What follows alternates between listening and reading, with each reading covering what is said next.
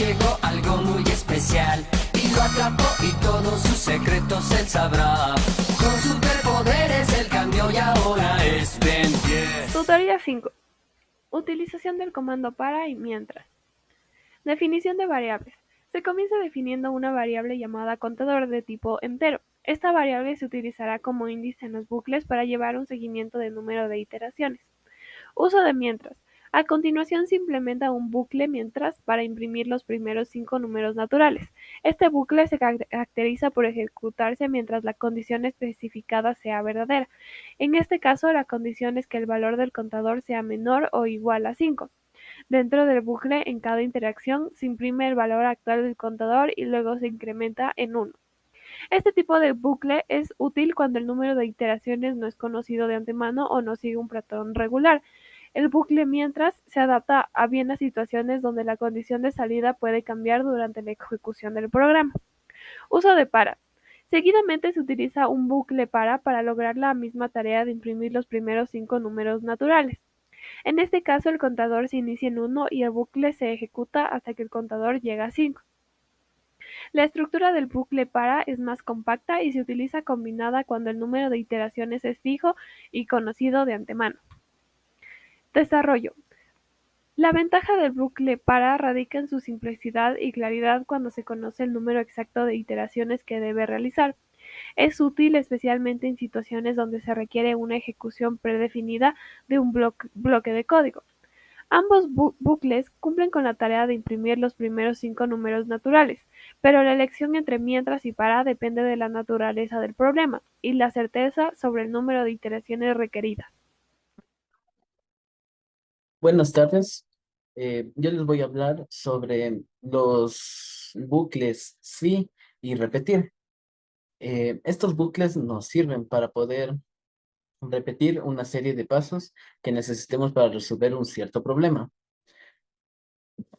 En este caso, yo aquí he puesto un ejemplo. Por ejemplo, tenemos que vamos a definir que si un número es par o es impar.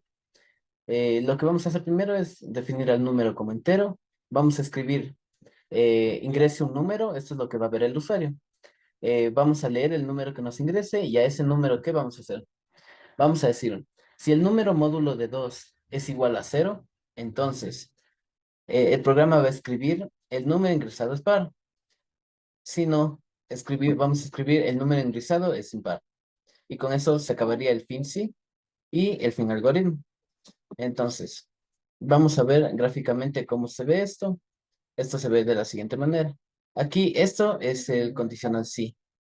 Este de aquí. Entonces, como vemos, si el número módulo de 2 es igual a 0, entonces, ¿qué va a hacer? Si es verdadero, va a ir a el número ingresado es par, o va a ir al número ingresado es impar si es falso. Y con eso se acabaría el bucle, se acabaría el condicional. Y para la ejecución de paso a paso, vamos a ver que a cada paso, desde aquí, nos va a pedir que ingresemos el número, que podemos poner, por ejemplo, 9.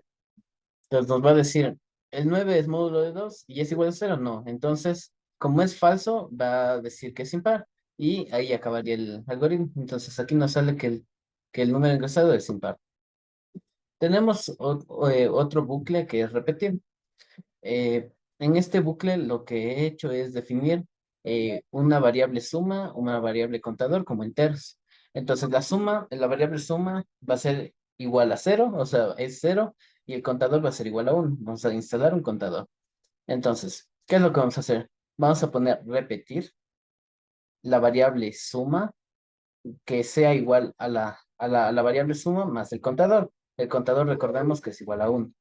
Entonces, el contador va a ser igual al contador, este contador más 1 cuando pase esto, hasta que la suma sea mayor a 100.